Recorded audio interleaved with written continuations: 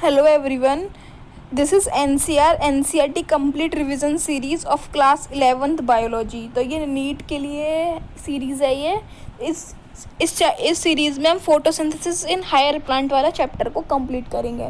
पूरा इसका अच्छे से रिवीजन करेंगे क्वेश्चंस की फॉर्म में। ठीक है, अब question number first, process in which light energy is converted into chemical energy organic compound is called. वो प्रोसेस जिसमें लाइट एनर्जी से केमिकल एनर्जी बन रही है तो उसको बोलते हैं फिजियोकेमिकल प्रोसेस। और इसका जो एग्जांपल है वो है फोटोसिंथेसिस। यानी कि फोटोसिंथेसिस एक ऐसी प्रोसेस है जिसमें लाइट एनर्जी से केमिकल एनर्जी हमारी मिलती है। Question number 2, an experimental setup to show CO2 is essential for photosynthesis. जब वो वाला एक्सपेरिमेंट बताना है जिसमें CO2 जो है वो जिसमें हमें पता चलता है कि CO2 ज़रूरी होती है फोटोसिंथेसिस के लिए। तो वो दिया था मॉल हाफ लीफ एक्सपेरिमेंट ने। मॉल हाफ लीफ एक्सपेरिमेंट था वो। Question number 3, first of all who demonstrate that sunlight is essential for photosynthesis in plant. सबसे पहले किसने बताया था कि सनलाइट भी एसेंशियल होता है प्लांट के लिए? तो वो दिया था जैन इंजनहाउस ने। ठीक है, question number 4, the production of glucose take place in green part of plant is established by. यानी कि जो ग्लूकोज का जो प्रोडक्शन होता है वो खाली ग्रीन पार्ट में होता है प्लांट की। तो वो किसने एस्टेब्लाइज किया था? वो किया था जेवी सैक ने। ठीक है, अब देखो इनको लर्न करने की ट्रिक। जो ग्लूकोज है, ग्लूकोज यानी कि थैले वाला, यानी कि कुछ स्टोरिंग वाला, तो ये हो गया सैक, है ना। सनलाइट जो एक इंजन की तरह वर्क कर रहा है तो जैन इंजन हाउस कर सकते हैं इसको हम। ठीक है, अब ये वाला आपको याद करना है कि मॉल लीफ एक्सपेरिमेंट जो दिया था वो CO2 की वजह से हुआ था। Question number 5, the first action spectrum of photosynthesis was described bye. जो एक्शन स्पेक्ट्रम फर्स्ट जो एक्शन स्पेक्ट्रम जो दिया था फोटोसिंथेसिस के लिए वो किसने दिया था? T. एलिंगनमैन ने। तो जो भी स्पेक्ट्रम वाला आएगा उसमें आएगा TW एलिंगनमैन। Question number 6, name the algae which is use to describe action spectrum of photosynthesis. वो एल्गी बतानी है जो कि एक्शन स्पेक्ट्रम में यूज हो रही थी, वो हो रही थी Cladophora. Question number 7, who demonstrate the photosynthesis in light dependent reaction in which hydrogen form suitable oxidable compound reduce CO2 and to carbohydrate. वो बताना है जिसने जो लाइट डिपेंडेंट रिएक्शन है फोटोसिंथेसिस की डिमॉन्स्ट्रेट की थी। ठीक है, जिसमें कि CO2 से ये 2H2A से 2A बन रहा था, प्लस में CH2 प्लस H2 मिल रहा था। तो वो दिया था CV नील ने। Question number 8, name the pigment that increase the absorption range of photosynthesis. Photosynthesis की एब्जॉर्प्शन रेंज को जो बढ़ाने वाला जो पिगमेंट है वो कौन कौन से? क्लोरोफिल B, ज़ैंथोफिल और carotenoid. Question number 9, write where the proton and oxygen form during splitting of water. Splitting of water में जो प्रोटोन है और ऑक्सीजन है वो कहाँ फॉर्म होते हैं? वो फॉर्म होते हैं थाइलाकोइड के ल्यूमन में। Question number 10, the synthesis of ATP and NADP and inorganic phosphate is presence of light is known as. जो ATP का सिंथेसिस और जो ADP का जो सिंथेसिस हो रहा है, जितना भी इनऑर्गेनिक फॉस्फेट का सिंथेसिस हो रहा है वो लाइट की प्रेजेंस में होता है। तो उस प्रोसेस को बोलते हैं फोटोफॉस्फोराइलेशन। क्वेश्चन नंबर 11, ABC जो है उसको लेबल करना है। लाइट ये आ रहा है, फोटो सिस्टम फर्स्ट है, यहाँ से लाइट एनर्जी आ रही है, ये क्लोरोफिल P7 पर पड़ रही है। तो यहाँ से क्या हो रहा है? इलेक्ट्रॉन एक्सेप्ट कर रहे हैं इस एनर्जी को और वहाँ से ये वापस इलेक्ट्रॉन एक्सेप्ट कर ये वापस आ रही है, ये वापस आ रही है P70 पर। और उसमें जब वापस आ रही है तो ADP से एनर्जी मिल रही है ATP। तो ये कौन सी सिस्टम है? ये कौन सा रिएक्शन है? Light reaction. ये हो रहा है इलेक्ट्रॉन ट्रांसपोर्ट सिस्टम। ठीक है, जो A है वो हो गया हमारा इलेक्ट्रॉन ट्रांसपोर्ट सिस्टम, यानी कि जो इलेक्ट्रॉन एक्सेप्ट कर लिए फोटोसिंथेसिस 1 ने, फिर वो ETS से वापस आ गए क्लोरोफिल वो P70 में 700 में। अब क्वेश्चन नंबर 12 की बात करते हैं। Write the requirement of chemosynthesis ATP synthesis. Chemiosmotic ATP synthesis के क्या क्या रिक्वायरमेंट है? वो है प्रोटॉन का पंप, प्रोटॉन का ग्रेडियंट, ATPase और मेम्ब्रेन। अब बात करते हैं 13 की, the place where the accumulation of proton occur. वहाँ पर वो बताना जाएगा जहाँ पर प्रोटोन का एक्यूमुलेशन होता है, तो वो होता है थाइलाकोइड के ल्यूमन में during chemo osmosis in chloroplast and mitochondria respectively. Chloroplast का भी और माइटोकॉन्ड्रिया का दोनों का बताना है। तो थाइलाकोइड जो क्लोरोप्लास्ट में होता है वो होता है थाइलाकोइड के ल्यूमेन में, और जो माइटोकॉन्ड्रिया में होता है वो होता है इनर मेम्ब्रेन, माइटोकॉन्ड्रिया के जो इनर मेम्ब्रेन स्पेस है वहाँ पर। Question number 14, the phase that lead to synthesis of food in photosynthesis. वो फेज बतानी जिसमें कि फूड का सिंथेसिस हो रहा है, वो होते हैं biosynthetic phase. Question number 15, first stable product of Calvin cycle. Calvin cycle का सबसे फर्स्ट स्टेबल प्रोडक्ट क्या है? 3PGA। First stable product of C4 pathway. C4 pathway का सबसे फर्स्ट प्रोडक्ट क्या है? Stable product oxaloacetic acid. How many Calvin cycle are required to formation of 1 glucose. एक glucose से कितनी कैल्विन साइकिल हमें रिक्वायर होंगी? वो होंगी हमारे 6 cycle. How many ATP and NADP has to required to make 1 glucose from the Calvin cycle. एक glucose को बनाने के लिए कितने ATP और कितनी NADPH की रिक्वायरमेंट होती है? तो 18 ATP और 12 NADPH की रिक्वायरमेंट होती है हमारी कैल्विन साइकिल में, ठीक है। Question number 19, when in plant leaves chloroplast containing bundle sheet cell surrounding vascular bundle is several layer that anatomy is known as। जो बंडल शीट सेल वाली जो एनाटोमी है जो क्लोरोप्लास्ट में होती है प्लांट लीफ की, तो उसको क्या बोलते हैं? उसको बोलते हैं क्रेंचो एनाटोमी। वो जो होती है वो C4 प्लांट में हमारी प्रेजेंट होती है। Question number 20, write the characteristics of bundle sheath cell of C4 plant. C4 plant की कैरेक्टरिस्टिक्स बताने बंडल शीट सेल के। तो उसमें क्या होता है? क्लोरोप्लास्ट का जो नंबर होता है बहुत ज़्यादा होता है, थिक वॉल होती है जो कि गैसेस एक्सचेंज के लिए इम्परवियस होती है, और नॉन इंटरसेलुलर स्पेस हमारे प्रेजेंट होते हैं। अब बात करते हैं 21 की। जो C4 प्लांट है उसका एग्जाम्पल बताने, वो एग्जाम्पल होगा शुगर केन, मेज और sorghum. Question number 22, write the enzyme which is present most abundantly in the bird. वो एंजाइम बताने जो बहुत अबेंडेंटली बर्ड में प्रेजेंट होता है, वो होता है rubisco. For which substrate rubisco show greater affinity. Rubisco किसके लिए सबसे ज़्यादा ग्रेटर एफिनिटी शो करता है? वो करता है CO2 के लिए। Name the product of photorespiration which is your result as O2 to binding to rubisco. वो प्रोडक्ट बताना है फोटो रेस्पिरेशन का जिससे क्या होता है O2 जो होता है बाइंड होता है RuBP से, तो वो होता है phosphoglycerate and phosphoglycolate.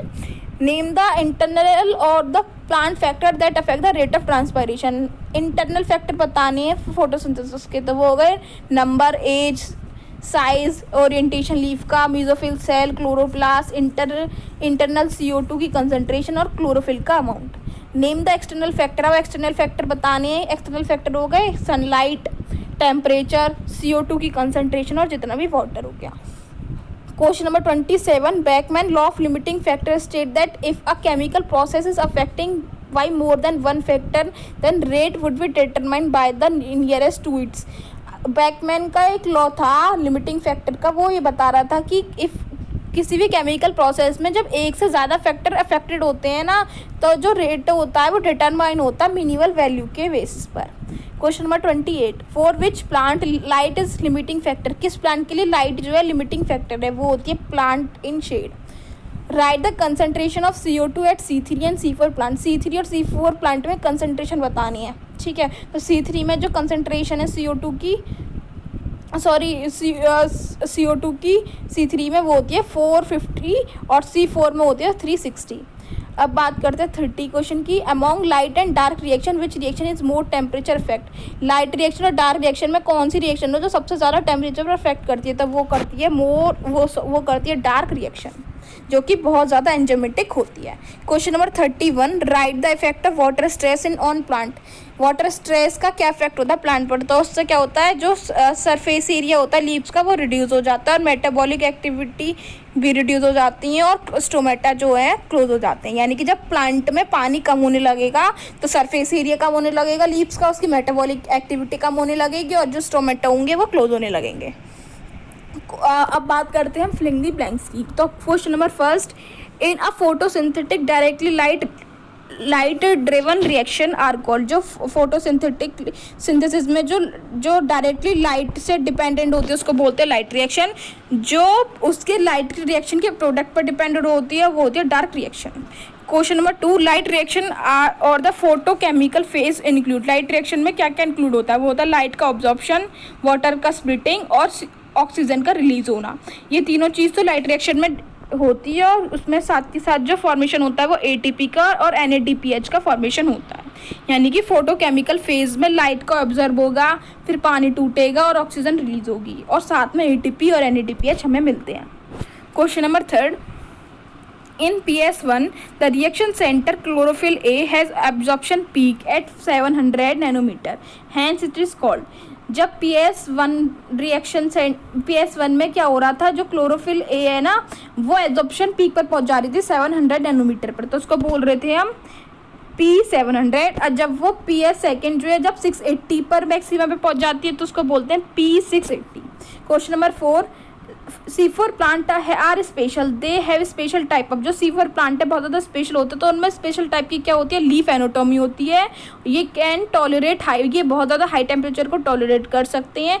They show a response of high light intensity that like a process called photo respiration and has greater productivity of mass. तो ये सारे ऑप्शन आएंगे, यानी कि जो C4 प्लांट है वो बहुत ज़्यादा स्पेशल टाइप के प्लांट की लीफ एनाटॉमी है, जो कि बहुत ज़्यादा हाई टेम्परेचर में और हाई लाइट इंटेंसिटी में रेस्पॉन्स शो करते हैं, और they like a process called photo respiration, और इसमें जो ग्रेटर होता है बायोमास का प्रोडक्शन होता है। ये वही है, क्वेश्चन नंबर 4 यहाँ रिपीट हो गया। ठीक है, अब question number 5, in the photorespiratory pathway there is neither synthesis of dash और not the a. Photorespiratory pathway में ना तो शुगर का सिंथेसिस होता है और ना ही ATP का, rather it is result in the release of CO2 and utilisation of ATP, बल्कि हमारी ATP खर्च हो जाती है और CO2 में उल्टा मिल जाती है। तो एक वेस्टलेस प्रोसेस है जो फोटो रेस्पायरेशन है, इसमें शुगर भी यूज़ होता है, ना तो शुगर का सिंथेसिस होता है ना ATP का, हमें बल्कि उल्टा देनी पड़ती है ATP और CO2 हमारी निकल जाती है इसमें। अब बात करते हैं सिक्स्थ की, द प्लांट और the internal factor affecting the photosynthesis are. Plant के जो इंटरनल फैक्टर है जो फोटोसिंथेसिस को अफेक्ट करते हैं वो किस किस चीज़ पर डिपेंड करते हैं, जेनेटिक, प्री डिपोजिशन और ग्रोथ पर ये डिपेंड करते हैं। 7, the dash plant are high temperature optimum than the plant adapted to dash climate. कौन से जो प्लांट है जो हाई टेम्परेचर ऑप्टिमम करते हैं और जो प्लांट होते हैं वो कौन से क्लाइमेट में अडेप्ट होते हैं। तो ट्रॉपिकल जो प्लांट है वो हाई टेम्परेचर के पर ऑप्टिमम होते हैं, और जो उसका वो टेम्परेट क्लाइमेट को अडेप्ट करते हैं। Question number 8, water stress caused. Water stress से क्या होता है, स्टोमेटा जो होते हैं क्लोज हो जाते हैं और CO2 की जो अवेलेबिलिटी है वो कम हो जाती है। अब हम बात करते हैं ट्रू और फॉल्स की। ठीक है, ये प्रिस्टले का एक्सपेरिमेंट था। उन्होंने ये इसमें क्या करा था, एक जार लिया था, जार में कैंडल जलाई, उसमें चूहा उठा दिया। अब क्या हुआ, जैसे ही जार रख दिया तो वहाँ पर एयर तो आई नहीं, तो क्या हुआ, जार से उससे कैंडल बुझ गई और चूहा मर गया। अब दूसरी बार में क्या करा कि यहाँ जार लिया, तो ये जार में क्या हुआ, कैंडल जलाई, लेकिन कैंडल के साथ साथ हमने प्लांट रख दिया है, जिससे क्या मिला कि एयर मिलती रही। तो एयर मिल रही है तो चूहा क्या हुआ, जिंदा रहा इसमें। तो by this experiment Priestley hypothesis that plant restore the air whatever breathing animal and the burning candle remove. ठीक है, तो ये वही एक्सपेरिमेंट, तो ये ट्रू आ गया। अब बात करते हैं सेकेंड की। देखो ये ग्राफ दे रखे हैं, ये absorbent of the light by chlorophyll pigment. Chlorophyll pigment की जो लाइट की जो एब्जॉर्बेंट है वो बता रहे हैं, ये क्लोरोफिल बी का, ये कैरोटीनॉइड का, ये क्लोरोफिल ए का। ठीक है, जो कम है क्लोरोफिल ए वाला, क्लोरोफिल बी वाला थोड़ा ज़्यादा है, फिर बीच का कैरोटीनॉइड है। अब फोटोसिंथेसिस का रेट बता रहे हैं। ठीक है, अब थर्ड में जो लाइट एब्जॉर्ब है टोटल का बता रहे हैं कि रेट ऑफ फोटोसिंथेसिस जो था वो ब्लैक से डिनोट कर रहा था, और एब्जॉर्प्शन वाला है जो ये वाला है ब्लू वाला। ठीक है, अब दोनों का मिलाकर ये हमारा ये ग्राफ मिलकर बन रहा है। ठीक है, तो first graph indicate that chlorophyll A show have maximum absorption. तो ये बता रहा है कि जो ग्राफ ए की क्लोरोफिल ए है मैक्सिमम एब्जॉर्प्शन दिखा रहा है वेवलेंथ ब्लू और रेड कलर की, तो ये ट्रू है। ग्राफ भी indicate that wavelength of a blue और red colour plant show maximum rate of photosynthesis, ये भी ट्रू। ग्राफ से इंडिकेट कंप्लीट 1 and 1 ओवरलैप हो रहे हैं क्या, ये नहीं हो रहे, तो ये false. Question number 3, photosystem first and the photosystem second are named in the sequence. Photosystem first और फोटो सिस्टम सेकंड ये सीक्वेंस के बेसिस पर नेम दिए गए थे, ये फॉल्स। ठीक है, या ये दिए गए थे इनके फंक्शन के बेसिस पर। Chlorophyll a molecule form reaction centre in photosynthesis photosystem. Chlorophyll a जो है एक रिएक्शन सेंटर फॉर्म करता है फोटो सिस्टम में, तो ये true. Calling the photosynthetic phase of photosynthesis as a dark reaction is an misnomer, ये true। अब बात करते हैं सिक्स्थ की। Observe the given diagram represent the Hatch pathway and find out the label part and choose true and false. ठीक है, तो ये Hatch पाथवे दे रखा है, इसको ABC वाला को करना है। हमारे पास ये जो है ये दे रखी मीजोफिल सेल, नीचे की दे रखी बंडल सेल। इनके बीच में जो ये जो गैप है वो उसको बोलते हैं प्लाज्मोडेस्माटा, जो कलेक्शन है। इस मीजोफिल सेल के चारों तरफ जो लेयर है इसको बोल रहे हैं प्लाज्मा मेम्ब्रेन। प्लाज्मा मेम्ब्रेन के एक और लेयर दे रखी है उसको बोलते हैं सेल वॉल। अब क्या हो रहा है, एटमॉस्फेयर से CO2 आ रही है, फॉस्फोफिनोल पायरुवेट बन रहा है। ठीक है, फॉस्फोफिनोल पायरुवेट जो CO2 आ रही है उसको शायद कंबाइन होकर ए प्रोडक्ट बना रहा है। ए प्रोडक्ट से क्या हो रहा है, C4 एसिड बन रहा है। C4 एसिड जो ट्रांसपोर्ट होकर C4 एसिड जो है वो बंडल शीट में चला जा रहा है, यानी कि मीजोफिल सेल से बंडल शीट में चला जा रहा है। तो ए क्या हो रहा है कि सबसे पहले फिक्सेशन हो रही है CO2 की या फॉस्फोफिनोल पायरुवेट की, जो सबसे पहले ए प्रोसेस हो रही है वो उसमें फिक्सेशन हो रही है। फिक्सेशन होकर C4 एसिड बन रहा है, जो कि C4 एसिड ट्रांसपोर्ट होकर बी में चला जा रहा है, यानी कि बंडल शीट सेल में चला जा रहा है। तो यहाँ पर क्या हो रही है, डिकार्बोक्सिलेशन हो रही है। डिकार्बोक्सिलेशन का मतलब C4 एसिड से C3 एसिड बन जा रहा है और साथ में एक CO2 निकल जा रही है। अब जैसे कि केल्विन साइकिल होती है कि C3 से स्टार्ट होती है, वहाँ पर फिर C3 एसिड फिर से ट्रांसपोर्ट होती है मीजोफिल सेल में, यानी कि यहाँ पर जा रही है। यहाँ पर जो हो रहा है डीजनरेशन हो रहा है, यानी कि फिर से वो फॉस्फोफिनोल पायरुवेट से कंबाइन हो रही है। तो ये वाली जो साइकिल है ऐसे चलती रहेगी, पहले फिक्सेशन, फिर डिकार्बोक्सिलेशन, फिर रीजनरेशन। अब फर्स्ट पढ़ते हैं। In the diagram site of primary fixation lacks rubisco enzyme true. ठीक है, डायग्राम की साइट में जो रिबुस्को एंजाइम है वो उसका लैक है true. In the mesophyll cell the transported C4 acid can be malic acid और द एस्पेरेटिक एसिड। जो C4 एसिड है वो मैलिक एसिड और ये एस्पेरेटिक एसिड है। हाँ यही है, C4 एसिड जो है वो मैलिक एसिड बन रहा है या एस्पार्टिक एसिड बन रहा है। Third, the bundle sheath cell are rich in enzyme rubisco but lack PEPcase. Bundle sheath cell में रिबुस्को की कमी होती है, वो रिबुस्को की ज़्यादा होते हैं बंडल शीट सेल में, लेकिन पैपकेज की कमी होती है ट्रू। तो यहाँ पर जो बंडल शीट सेल है यहाँ पर रिबुस्को पाए जाते हैं और पैपकेज नहीं, और यहाँ पर जो है यहाँ पर पैपकेज पाए जाते हैं। अब डायग्राम बेस ये वाला, यहाँ पर ये जो है कीमोस्मोसिस का डायग्राम दे रखा है। ठीक है, यहाँ पर जितना भी जो H+ हमारे निकल रहे थे वो ल्यूमन वो जो क्लोरोप्लास्ट है उसके ल्यूमन में इकट्ठा हो रहा है। यहाँ से ATP सिंथेसिस हो रहा है जिससे ADP से ATP बन रहा है। ये थाइलाकॉइड की मेम्ब्रेन है। ये फोटोसिस्टम 2, फोटोसिस्टम 1, जितने भी साइटोक्रोम BF ये जितने भी H+ आ रहे हैं वो ल्यूमन में इकट्ठे हो रहे हैं। अब बताना है the movement of electron through H carrier. ये जो सीक्वेंस बताना है, बहुत सारे ये दे रखे हैं इस प्रोसेस के सीक्वेंस, तो ये सीक्वेंस में लिखने हैं। तो movement of electron through H carrier से मूवमेंट हो रहा है इलेक्ट्रॉन का, फिर शिफ्टिंग हो रही है ल्यूमन स्ट्रोमा के ल्यूमन में, सही है। फिर फैसिलिटेटेड डिफ्यूज़न हो रहा है, ठीक। फिर उसके बाद F1 पार्टिकल से ATPase वाला प्रोसेस कर रहे हैं, फिर ATP मॉलिक्यूल बन रहे हैं। देखो ये वाला ये कर रहे थे, फिर ATP बन रहा था। तीसरे प्रोसेस में ल्यूमन में इकट्ठे हो रहे थे और जितने भी ये सारे H+ हमारे आ रहे थे, फिर डिफ्यूज़न हो रहा था। ठीक है, अब बात करते हैं सेकेंड की। ये जो दे रखे लेबल इनको डायग्राम में बताना है। ए क्या है, ए जो है मोस्ट परमेबल मेम्ब्रेन है, बी जो है लेस परमेबल मेम्ब्रेन, ये थाइलाकॉइड की मेम्ब्रेन है, आउटर मेम्ब्रेन, ये इनर मेम्ब्रेन।